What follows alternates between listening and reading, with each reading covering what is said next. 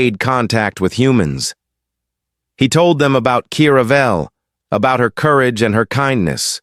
He told them about the soldiers outside, waiting to take her away and kill her for her crime. "I do not know if anyone is listening," Jake said into the microphone. "I do not know if this message will reach anyone who can help. But if you can hear me, I want you to know one thing. Out there in the stars, there are people who are afraid of us. They think we are monsters. But one of them looked past that fear and saw something worth saving. She gave me my life back. And now I am asking you to help me save hers." He released the microphone and looked at Kiravel. Outside, the hour was almost up. Commander Thalvor was preparing his final assault. But somewhere down the mountain, in towns and cities and military bases, people were listening. People were recording. People were sharing. The secret was out, and humanity was about to respond. Commander Thalvor watched the timer count down the final minutes of his ultimatum. Everything was in position. His soldiers surrounded the old tower. His drones covered every possible escape route. In a few moments, he would give the order to move in, and this embarrassing situation would finally be over. Then his communication officer approached with a troubled expression. "Commander, we have a problem." "What kind of problem?" "The human." He broadcast a message, a wide-frequency transmission that reached most of this region. "Our signal interceptors are picking up massive activity on human communication networks. They are talking about us, Commander. They know we are here." Thalvor felt his stomach drop. "That is impossible. Our ships are cloaked. They cannot see us." "They cannot see us, but they can hear us. The human told them everything. The council, the quarantine, the technician. It is spreading across their information networks faster than we can track." Thalvor stood in silence for a long moment. This was bad. This was very bad. A quiet retrieval mission had just become a galactic incident. His communication panel lit up with an incoming transmission from the council. He answered it with a heavy heart. The council representative was an elder of his species. Her face lined with age and her eyes cold with authority. "Commander Thalvor, we have received reports of a security breach on the quarantine world. Explain." "The technician Kiravel made contact with a human. She aided him after his injury. I was attempting to retrieve her quietly, but the human broadcast a message to his species revealing our presence." "You allowed a primitive creature to compromise 300 years of careful observation?" "The human was resourceful, more resourceful than we anticipated." The elder's expression darkened. "This is unacceptable. The council has decided. You will withdraw immediately. We cannot risk open conflict with the humans. Their military forces are already mobilizing. They have detected our vessels." Thalvor felt something twist in his chest. "Withdraw! After everything!" He was being ordered to retreat. "What about the technician?" he asked. "She is lost to us. The moment the human broadcast that message, she became a symbol. If we kill her now, we make her a martyr. The humans will never forget. They will hunt us across the stars." The elder paused. "Leave her. Let her live among the creatures she chose to save. That will be punishment enough." The transmission ended. Thalvor stood alone on his bridge, staring at the blue planet below. 3 centuries of careful planning, ruined by one act of kindness and one stubborn human. But he was not ready to give up. Not yet. He gathered his best soldiers and led them personally toward the tower. Council orders or not, he would not leave without making the human pay for what he had done. Jake saw them coming. A dozen soldiers in combat suits, moving fast through the trees. At their head was a tall figure in ornate armor. The commander himself. "They are not waiting for the hour to end," Kiravel said. Her voice was steady, but Jake could see her hands trembling. "No," Jake agreed. "They are not." He picked up a length of metal pipe he had found in the tower's maintenance closet. It was not much of a weapon, but it was better than nothing. He walked to the door and stepped outside. The commander stopped about 50 meters away. His soldiers spread out behind him, their weapons raised. "Human," Thalvor called out, "you have caused me a great deal of trouble." "Good," Jake replied. "That was the plan. Your message has been heard. Your people know about us now, but that changes nothing for you. You will still die here, on this mountain, far from anyone who could help you." Jake smiled. It was not a happy smile. It was the smile of a man who had nothing left to lose. "You are wrong about that," he said. "You have been wrong about us from the beginning." He pointed toward the valley below. Thalvor turned to look. What he saw made his blood run cold. People, dozens of them, hundreds. They were climbing up the mountain trails from every direction. Some carried flashlights, some carried tools, some carried hunting rifles. They were hikers and rangers and locals from the nearby towns. They had heard the broadcast, and they had come. They had come for the alien who had saved one of their own. Thalvor watched them approach and finally understood what the Council had always feared. It was not human weapons or human technology. It was this: their loyalty. Their stubborn refusal to abandon anyone who had shown them kindness. One human was a nuisance. 100 humans were a problem. But a species that would climb a mountain in the middle of the night to protect a stranger? That was something else entirely. "Commander," one of his soldiers said nervously, "our orders were to withdraw. If we attack now, the Council will—" "I know what the Council will do," Thalvor snapped. He stared at Jake, standing alone in front of the tower with his metal pipe. He stared at Kiravel, watching from the window above. He stared at the crowd of humans gathering on the slopes below. Then he made his decision. "Fall back," he ordered. "All units, return to the ships. We are leaving." His soldiers obeyed without question. Within minutes, they had vanished into the forest. Within an hour, their ships had lifted off and disappeared into the night sky. Jake watched them go. His legs felt weak, and he had to lean against the tower wall to keep from falling. Kiravel rushed outside and caught him before he collapsed. "They are gone," she whispered. "They actually left." "Yeah," Jake said. "I think we won." The first of the humans reached the tower as the sun began to rise. They surrounded Jake and Kiravel, asking questions, offering help, staring at the alien with a mixture of fear and wonder. One old man pushed through the crowd. He was a retired ranger, someone Jake had known for years. "You really found an alien?" he asked. "She found me," Jake replied. "She saved my life." The old man looked at Kiravel for a long moment. Then he nodded slowly and extended his hand. "Well then," he said, "any friend of Jake is a friend of ours. Welcome to Earth." Kiravel looked at the outstretched hand. She did not fully understand the gesture, but she understood the meaning behind it. Acceptance, friendship. She reached out and took his hand.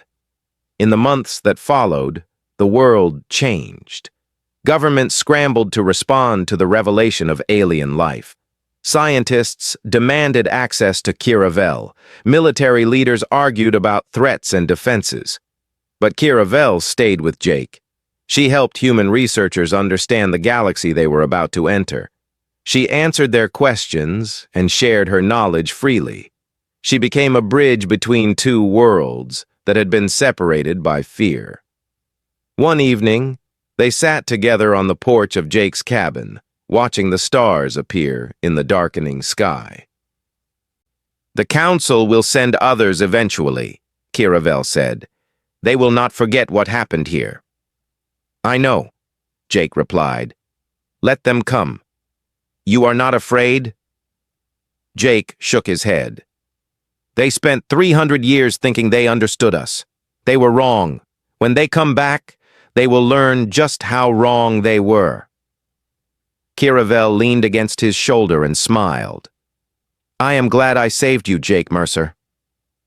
"I am glad you did too." Above them, The stars glittered with the light of 1,000 distant worlds. The galaxy was vast and full of dangers, but humanity was no longer alone. And somewhere out there, a message was spreading from world to world. Do not threaten the humans. They remember their friends, and they never abandon their own. The storm came without warning over the mountains. Dark clouds rolled across the sky like angry waves, and thunder shook the trees until their leaves trembled. Rain fell in heavy sheets, turning dirt paths into rivers of mud. Kiravel fought to control her shuttle as the wind pushed it sideways. Warning lights flashed across her control panel. The small vessel was not built for this kind of weather. It was meant for quiet observation, for floating high above the clouds, where no one could see it. But the storm had come too fast, and now she was in trouble.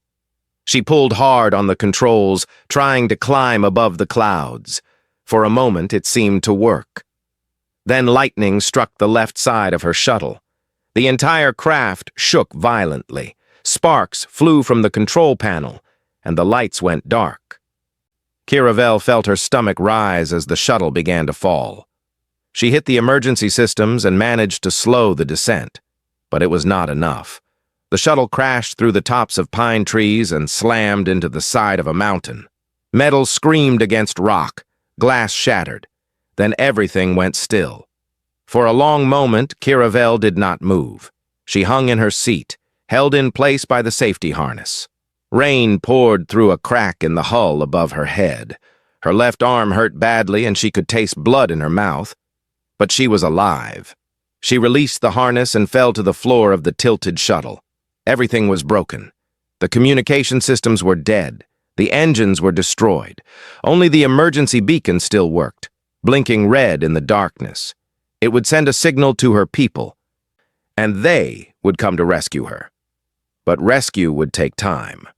At least 48 hours, maybe more.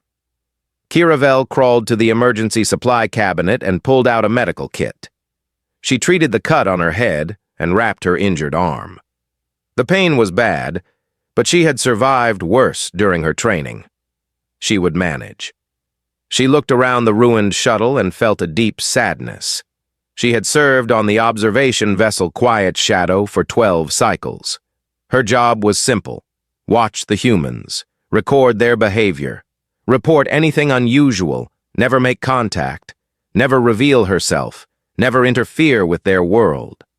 These were the laws of the Galactic Council, and Kiravel had always followed them. The Council had declared Earth a quarantined world 300 years ago.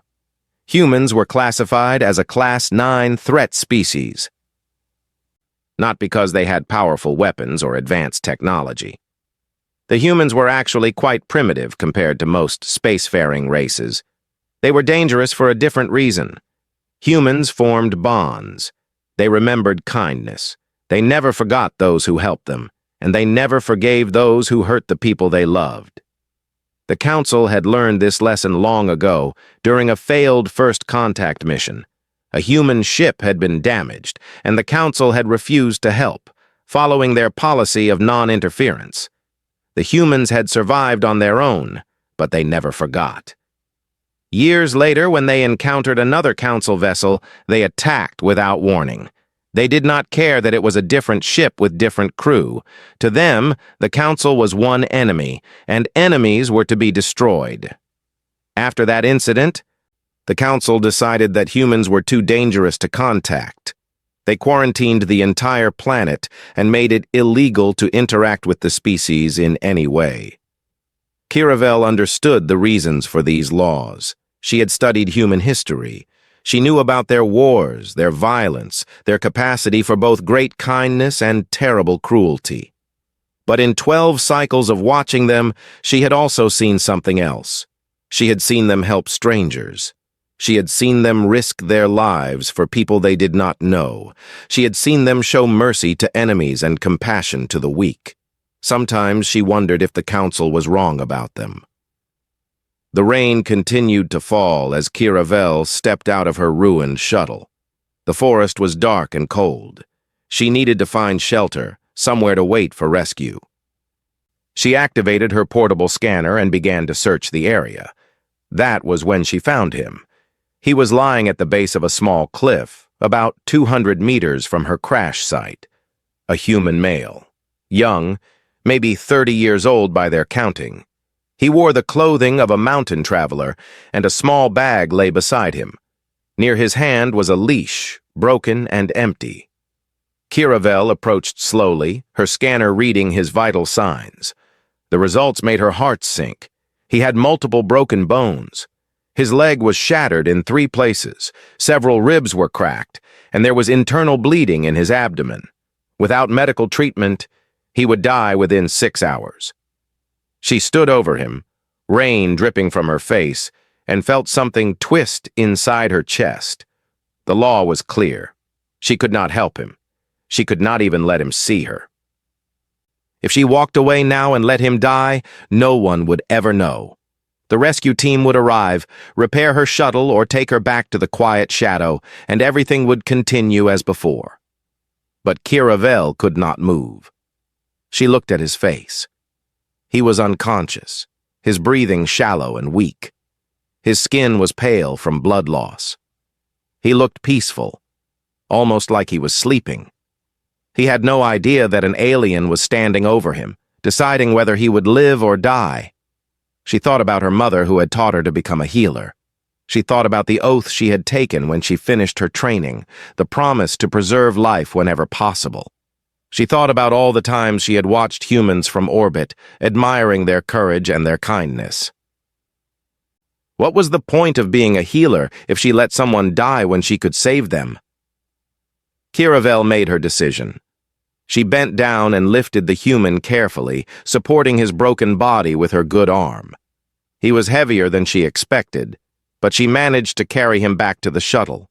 She laid him on the emergency medical bed and activated the diagnostic systems. The machines came to life, scanning his injuries, preparing treatment protocols. Kiravel watched the displays and felt a strange mix of fear and relief. She had just broken the most serious law in the galaxy. When the rescue team arrived, they would find her with a human. They would report her to the council. She would be tried and executed for her crime. But as she began to treat his wounds, watching color slowly return to his face, Kiravel realized that she did not regret her choice. Some things were more important than laws. Some things were worth dying for. Outside, the storm continued to rage, but inside the broken shuttle, a forbidden kindness had planted a seed that would soon shake the entire galaxy. Jake Mercer opened his eyes slowly. The first thing he noticed was the light. It was soft and blue, pulsing gently like a heartbeat. It was not sunlight. It was not any kind of light he had ever seen before. The second thing he noticed was that he was not in pain. He remembered the fall. He remembered the rocks rushing up to meet him. He remembered the sound of his own bones breaking and the taste of blood in his mouth. He remembered calling out for his dog, Cooper, who had run off during the storm.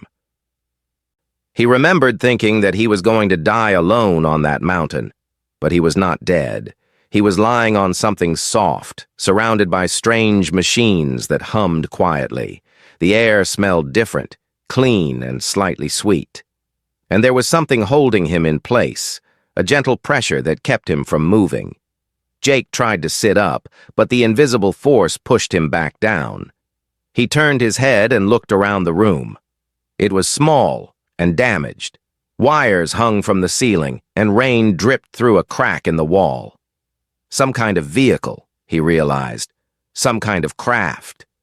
Then he saw her, and his heart stopped. She was standing by a control panel, her back turned to him. She was tall and thin, with skin the color of pale lavender. Her hair, if it could be called hair, was long and silver, falling past her shoulders like strands of silk. She had 4 fingers on each hand, and her movements were graceful and precise. She was not human. Jake tried to speak, but his throat was dry. He managed to make a small sound, and the creature turned around. Her face was almost human, but not quite. Her eyes were large and dark, like pools of black water. Her nose was small, almost flat. Her mouth was thin, but it curved upward slightly, as if she was trying to smile. She walked toward him slowly, her hands raised in a gesture that seemed meant to calm him. "Do not be afraid," she said. Her voice was strange.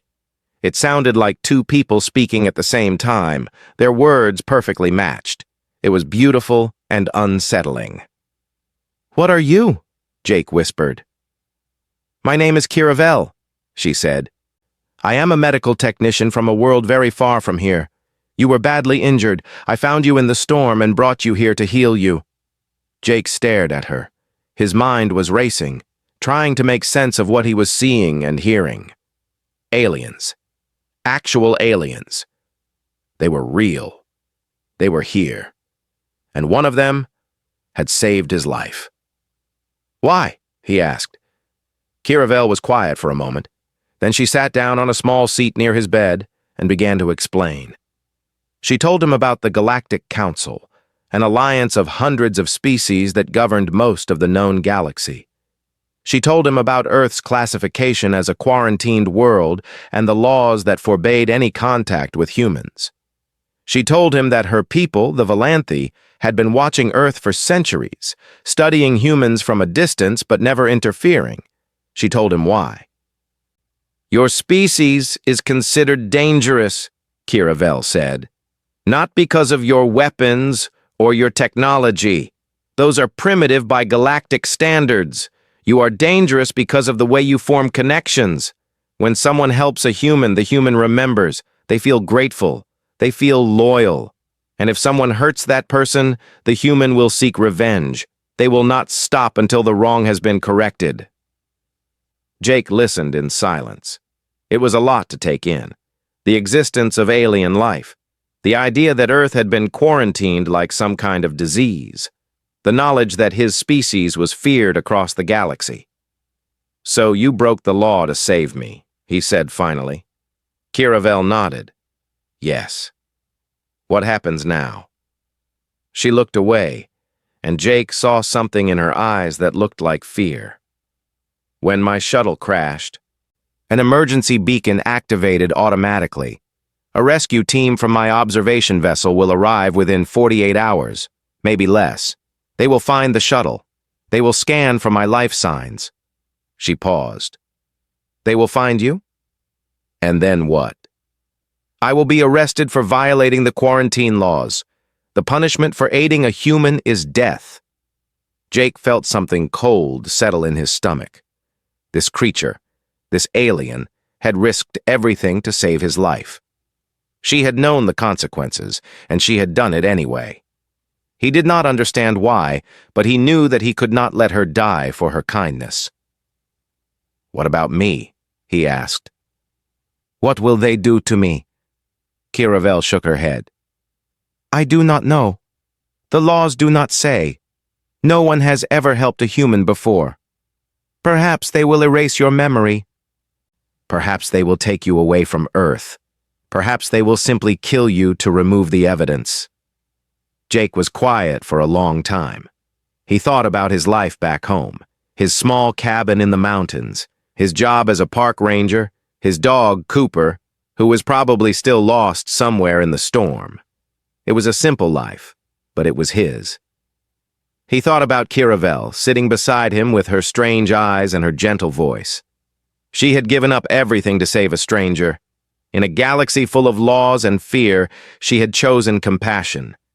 He could not let that go unpunished. "We need to leave," Jake said. Kiravel looked at him with surprise. "Leave? You cannot even walk. Your leg was shattered. I healed the worst of the damage, but you need rest." "How much time do we have?" 40 hours, perhaps. Maybe less if they send a fast ship." Jake pushed against the invisible force holding him down. This time it gave way, and he managed to sit up. His body ached, and his leg throbbed with pain, but he could move. That was enough. "I have lived in these mountains my whole life," he said. "I know every trail, every cave, every hiding place. If your people want to find us, they will have to work for it." Kiravel stared at him. "You would run with me?" You would make yourself a fugitive? You saved my life when you did not have to, Jake said. Where I come from, that means something. It means I owe you, and I always pay my debts. He swung his legs off the bed and tested his weight on the injured leg. It hurt, but it held. He looked at Kiravel and saw something new in her dark eyes. It took him a moment to recognize it. Hope. We should go, he said. Show me how to turn off that beacon, and then we run. Kiravel stood up slowly. For a moment, she looked like she wanted to argue. Then she nodded. Follow me, she said. Together, the human and the alien walked out of the ruined shuttle and into the dark forest. Above them, somewhere in the stars, a rescue ship was already on its way. The hunt was about to begin. But for the first time since the crash, Kiravel did not feel afraid. She was no longer alone. Commander Thalvor stood on the bridge of the retrieval vessel Swift Justice and stared at the blue planet below. Earth, the forbidden world. Home to the most dangerous species the galaxy had ever known. He had studied humans his entire career. He knew their history, their wars, their strange customs. He knew how they could shift from peaceful to violent in the span of a heartbeat. He knew how they protected their own with a ferocity that bordered on madness. And now one of his own people had made contact with them. The report had come in 6 hours ago. A shuttle crash in a mountainous region. The pilot, a medical technician named Kiravel, had survived. But the emergency beacon had gone silent shortly after activating, which meant she had turned it off deliberately. That was against protocol. That meant she was hiding something. Thalvor had ordered a full scan of the crash site. The results had made his blood run cold. 2 life signs moving away from the shuttle. 1 Valanthi, 1 human. Kiravel had not just made contact. She had taken the human with her. Commander, said his second officer, a young male named Vexari. We are approaching the drop zone. Ground teams are ready. Thalvor nodded slowly. Deploy them. Tell them to use thermal scanners and motion trackers. I want every square meter of that forest searched. Yes, Commander. What about the human? Thalvor turned to face his officer. His eyes were hard and cold. The human is to be captured alive if possible. We need to know what Kiravel told it, what it saw, what it knows. After we extract that information, it will be dealt with. Vexari hesitated. And the technician? Kiravel broke the most sacred law of the Council. She aided an enemy species. When she is found, she will face trial. But we both know how that trial will end. The ground teams deployed within the hour. 20 soldiers in advanced combat suits, equipped with the best tracking technology the Valanthi had to offer.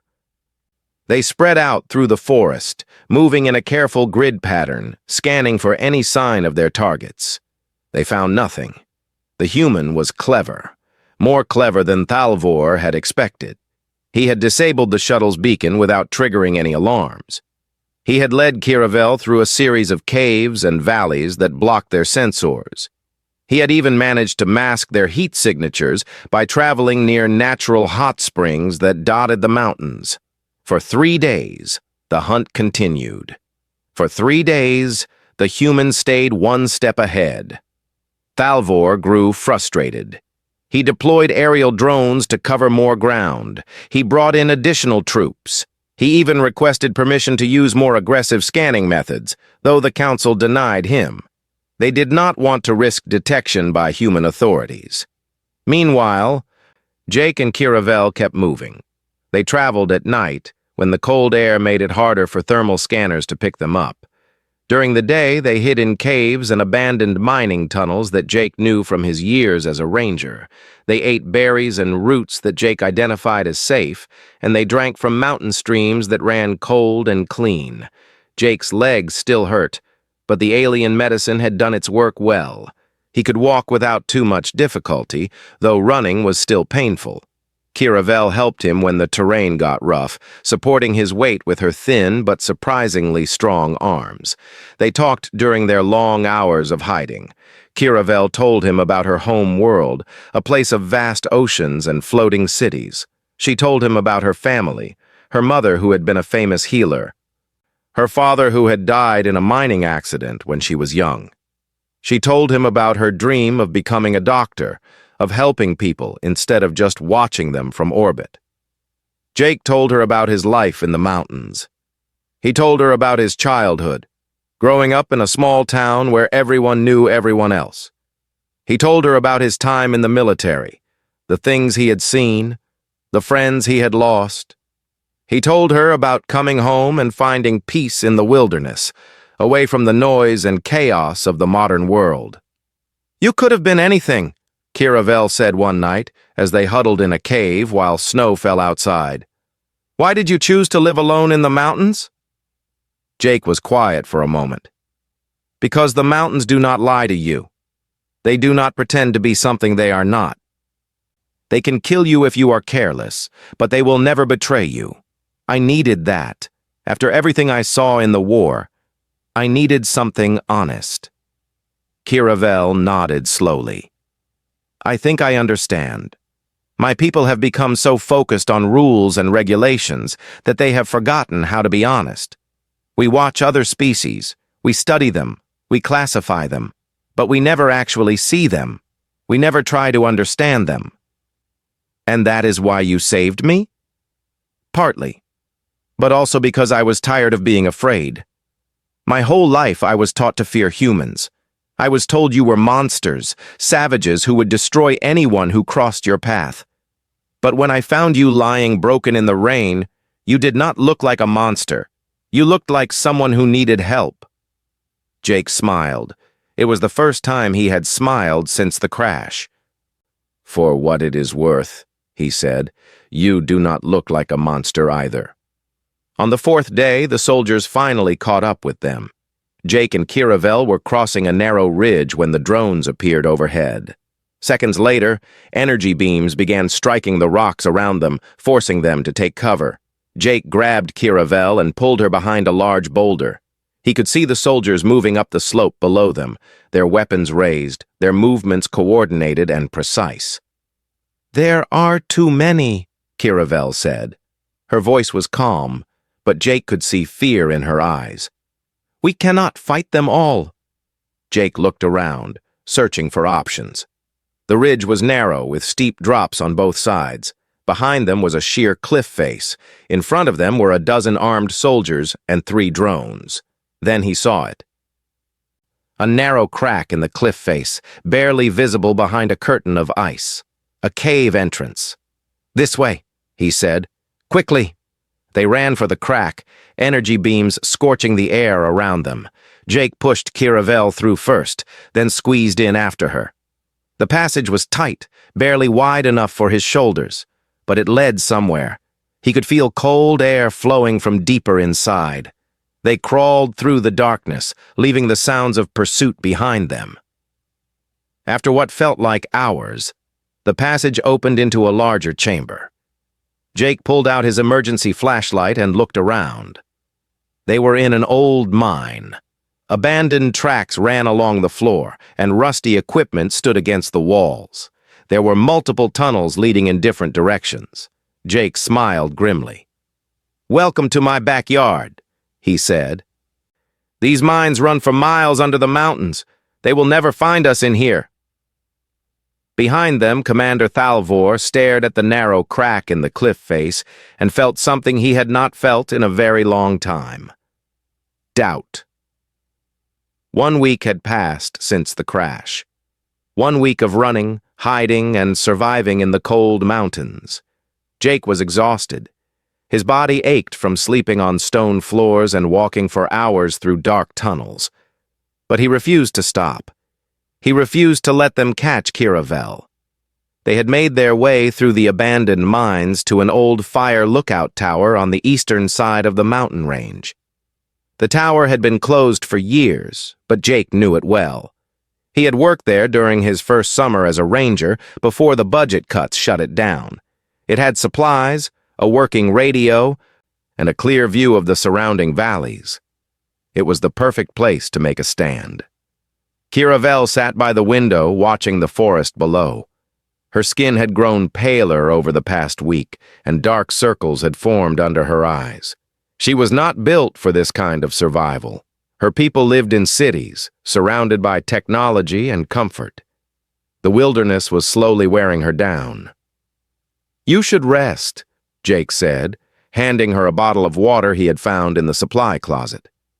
"I cannot rest," Kiravel replied. "They are close. I can feel it." Jake nodded. He had seen the drones circling earlier that morning. The soldiers were tightening their search pattern. It was only a matter of time before they found the tower. "I have been thinking," Jake said slowly, "about what happens next." Kiravel looked at him. "There is no next. They will find us. They will take me back to the ship. I will be executed for my crimes. That is how this ends." "No." Jake shook his head firmly. "That is not how this ends. I will not let it end that way. Jake, you cannot fight them. They have weapons you cannot imagine, technology you cannot understand. You are one human against an entire retrieval team. You will die." "Maybe," Jake admitted, "but I would rather die fighting than live knowing I let you down." Kiravel stared at him. Her dark eyes were wet with tears she was trying not to shed. "Why?" she whispered. "Why do you care so much about someone you barely know?" Jake sat down across from her. He thought about her question for a long moment before answering. "Because you showed me something I had forgotten. Back in the war, I saw terrible things. I saw people do horrible things to each other for no reason at all. After I came home, I started to believe that the universe was just cold and empty. That kindness was a lie people told themselves to feel better about their miserable lives." He paused, looking out at the mountains he loved so much. "Then you saved my life, an alien from another world. Someone who had every reason to be afraid of me, risked everything to help a stranger. You showed me that kindness is real, that compassion exists even in the darkest corners of the universe. I cannot let the people who want to destroy that win. I will not." Kiravel reached out and took his hand. Her 4 fingers wrapped around his 5, and he felt the warmth of her touch. "You are a strange creature, Jake Mercer," she said softly. "I am glad I saved you." That night, while Kiravel slept, Jake made his decision. He found the old emergency radio in the supply closet and carried it up to the observation deck. It was a simple device, designed to communicate with ranger stations and emergency services, but Jake knew that with a few adjustments, it could broadcast on much wider frequencies. He worked through the night, using skills he had learned in the military to modify the radio. By dawn, it was ready. Just as he finished, he heard the sound he had been dreading, the hum of approaching ships. He looked out the window and saw them coming over the ridge. 3 transport vessels and a dozen drones. Commander Thalvor had finally found them. A voice crackled from a loudspeaker mounted on one of the ships. "Technician Kiravel, this is Commander Thalvor of the retrieval vessel Swift Justice. You are surrounded. Surrender the human and come out peacefully. If you cooperate, I will recommend mercy, exile instead of execution. You have 1 hour to comply." Kiravel appeared at the top of the stairs, awakened by the noise. Her face was pale with fear. "It is over," she said quietly. "I should surrender. There is no point in both of us dying." "No," Jake said. He walked over to her and put his hands on her shoulders. "Listen to me. I have a plan.